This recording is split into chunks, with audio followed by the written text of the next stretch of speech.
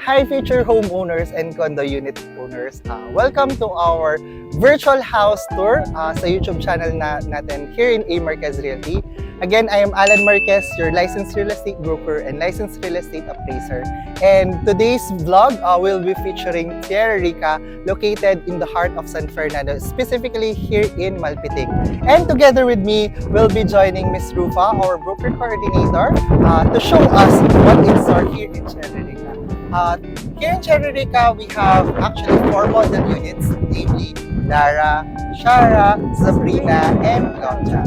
So, what are you waiting for? Let's visit and join us with our virtual house tour dito sa Darra. So, sa Darra, we have minimum of cut size na 100 square meter of lot area and a 92 square meter of floor area. So, dito, ma'am, as you can see sa facade niya, you could have your garden, diba? So, very spacious pa din naman siya. And right beside us is your carport. So, yung carport niya, ma'am, diba? Meron na siyang covered carport na siya. So, hindi talaga maiinitan yung mga sasakyan nyo. Let's go inside, Miss Rufa. So, as we've entered dito sa Darra Model unit, we will be greeted with, of course, your living area. Yes. And right beside your living area is your dining area. So, how many capacity kaya yung pwede with your dining area dito, ma'am? Nakakasya. So, we have here 6. 6. So, pwede pa naman i-expand into 8, yes, diba? Pwede pa naman. And then, of course, right beside your dining area is your clean kitchen. So, dito sa clean kitchen, and anong yung materials na ginamit dito, ma'am? And I believe quality din naman yan. This is the granite slab. Ito na yung actual turnover din ng ating kitchen area. We have also here the cabinet. Okay.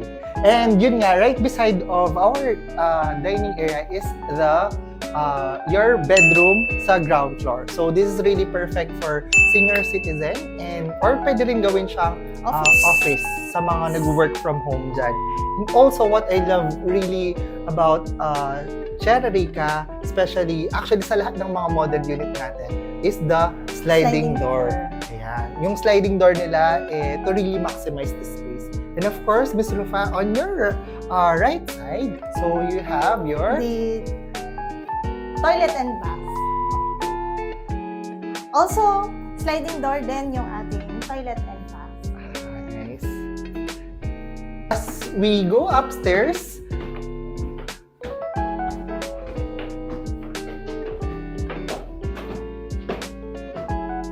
sa ating second floor, we have the common toilet and bath.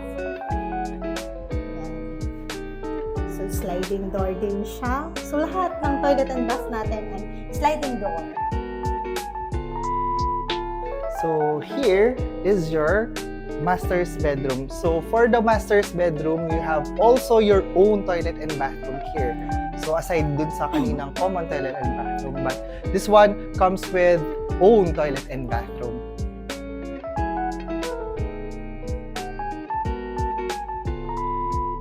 So right beside our master's bedroom, we have the second bedroom and the third bedroom.